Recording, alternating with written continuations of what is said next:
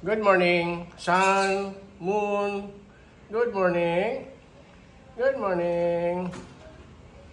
So mag-harvest tayo ngayong araw ito mga kaibon ng green chikunure. Ay, hello! Ay, meron ka pang kinakain na sitaw? Ha? Hi, summer! Hi, winter! Good morning! I love you! So, kaka-general cleaning lang natin ngayon. Kumakain sila kayong bago lahat yan. So, very fresh, very clean. Disinfect na naman natin sila. At ito, yan,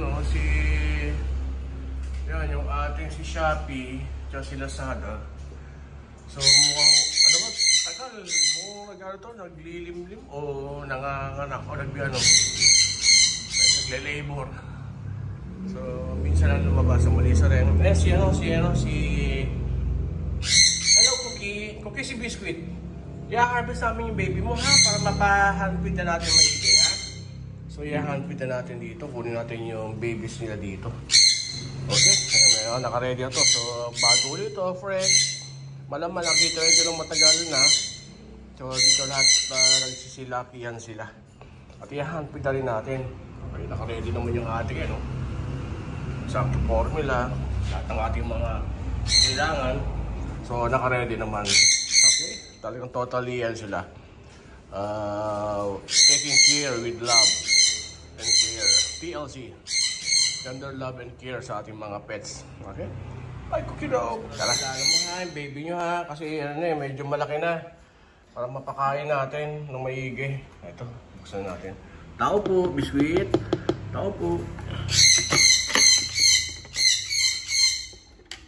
Ayan na sila, ayan o. Ayan sila o. So, kailangan natin i-harvest sila. Let's go. Thank you so much, Biscuit.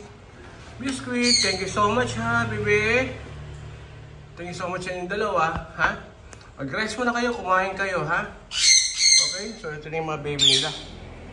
Ayan. So, ang itsura,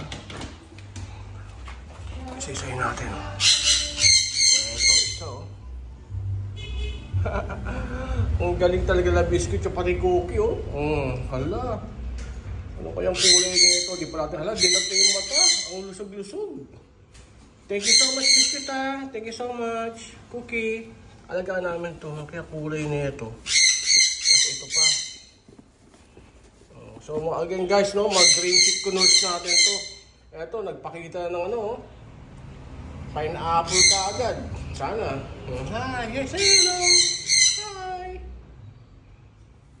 Ito yung pinakabunso. Ito yung pinakabunso. So, yahan ko natin. So, ang galing lang mag-ano. Hi! Hello! Hello! So, ayun.